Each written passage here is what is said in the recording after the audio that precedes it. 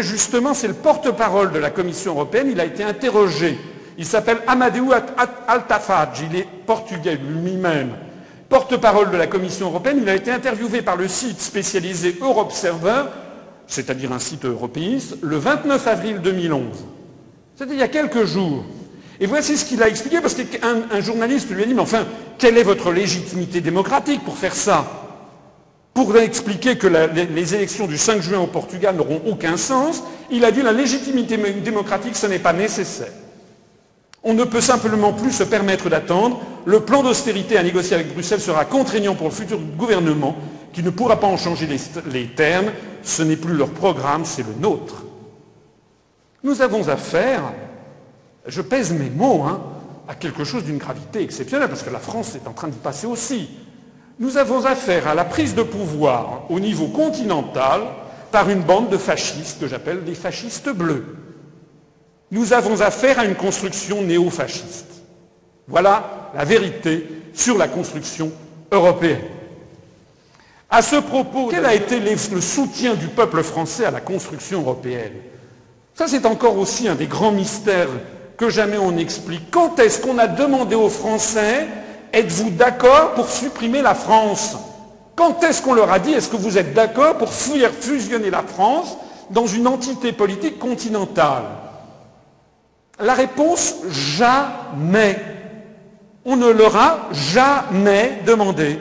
De même qu'on n'avait jamais demandé aux Russes s'ils étaient d'accord pour faire la construction du socialisme. Il y avait eu un coup d'État en novembre 1917, et pendant 74 ans, les Russes étaient censés être d'accord avec un truc qui était fondé sur un coup d'État.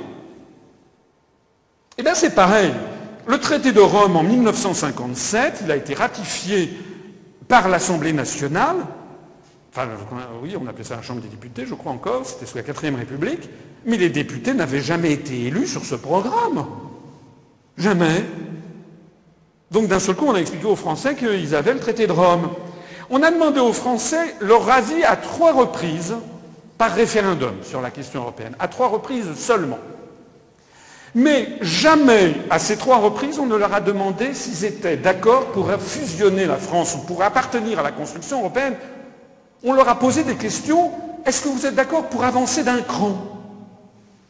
En 1972, on leur a demandé est-ce que vous êtes d'accord pour faire entrer dans la communauté économique européenne le Royaume-Uni, l'Irlande et le Danemark. Et la Norvège, on avait dit, mais comme les Norvégiens n'ont pas voulu, c'est tombé à l'eau. On n'a pas demandé aux Français en 1972 est-ce que vous voulez être dans la CE ou est-ce que vous voulez en sortir? Donc s'ils votaient non, s'ils votaient oui, ils étaient d'accord pour faire entrer le Royaume-Uni, l'Irlande et le Danemark dans la CE. S'ils votaient non, ils restaient dans la CE, sans le Royaume-Uni, le Danemark et l'Irlande.